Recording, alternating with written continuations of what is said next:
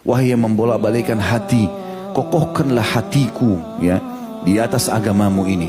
Sampai pernah Nabi SAW ulangi terus doa itu. Aisyah bertanya, ya Rasulullah, kenapa anda baca doa ini terus? Artinya bukan Aisyah memungkiri doa, tapi beliau mengatakan, kenapa anda berdoa begini terus? Sementara anda siapa? Sudah diampuni dosa anda yang lalu dan akan datang. Maka kata Nabi SAW, wahai Aisyah, siapa yang bisa mendapat jaminan tentang tidak terbolak-balikan hati, sementara hati manusia berada di dua jari-jari dari jari-jari Allah Subhanahu Wa Taala. Bisa saja orang subhanallah tiba-tiba berubah. Itu Nabi saja, apalagi kita, gitu kan?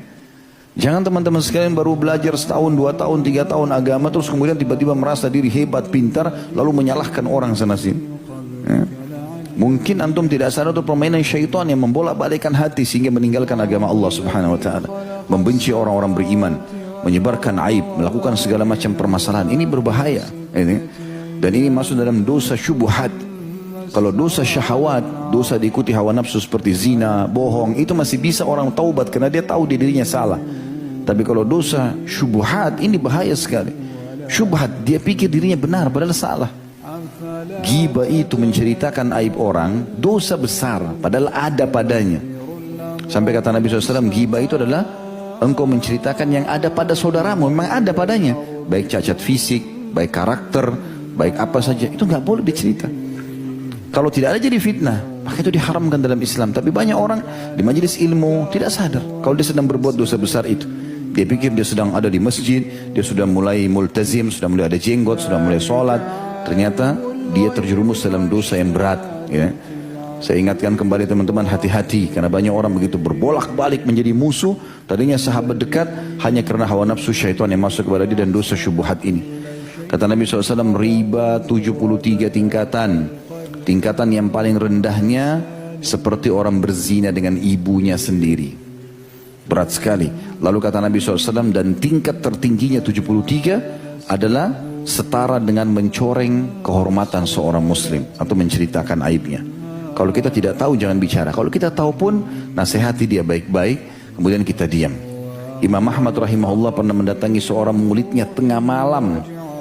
Sudah menjelang subuh. Orang lagi tidur semuanya. Dia datang, dia ketuk pintu, muridnya lalu bertanya, siapa? Malam-malam begini datang.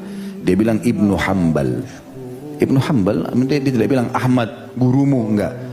Dia bilang Ibnu Hanbal, guru saya. Dibuka pintu, ada apa guru? Kenapa anda datang? Lalu Imam Ahmad pun menunjukkan isyarat dengan mulutnya, suruh diam, jangan ribut. Lalu dia bilang, saya pun pelan-pelan di dekatnya Imam Ahmad nih. Lalu saya persilahkan masuk. Dia jalan pelan-pelan, jingkrak-jingkrakkan kakinya pelan-pelan. Jalan, saya pun ikut pelan-pelan jalan di belakangnya, tengah malam. Kemudian setelah itu ini muridnya pikir Imam Ahmad tidak mau bangunkan orang gitu. Kemudian dia bilang, saya persilahkan duduk. Imam Ahmad duduk dengan pelan-pelan di kursi itu gitu. Saya pun duduk di sebelahnya dengan pelan-pelan. Lalu saya menanyakan, ada apa wahai imam? Saya berbisik-bisik. Kata Imam Ahmad, tadi siang ada sesuatu yang menggelitik hati saya. Perbuatanmu ini ada sesuatu yang mengganggu hati saya. Kata orang itu, apa itu imam? Saya berbuat dosa kah? Kebetulan muridnya Imam Ahmad yang paling terkenal ilmunya orang ini. Orang ini sangat luar biasa, setiap hari nulis hadis, setiap hari hafal. Sampai Imam Ahmad izinkan dia buka halaqah. Ya sudah boleh isi pengajian. Maka kata Imam Ahmad, tadi siang saya lewat di majelismu, kau sedang mengajarkan murid-muridmu, kau berada di bawah pohon, murid-muridmu diterik matahari. Maka jangan kau lakukan itu. Kalau mereka panas, kau panas. Kalau kau ternaungi, mereka ternaungi, gitu kan? Maka kata Imam Ahmad, itu saja yang saya mau ingatkan kepada kamu. Lalu Imam Ahmad kata muridnya ini, jazakallah khair. Imam Ahmad keluar dengan pelan-pelan, jingkrak lalu pergi. Apa kata para ulama? Imam Ahmad melakukan ini karena dia ingin menasehati saudaranya muslim hanya berdua dan tidak ada yang tahu. Begitu loh caranya, polanya. Bukan ribut sana sini, akhirnya menunjukkan dirinya hebat dan seterusnya. Ini bahaya. Ya.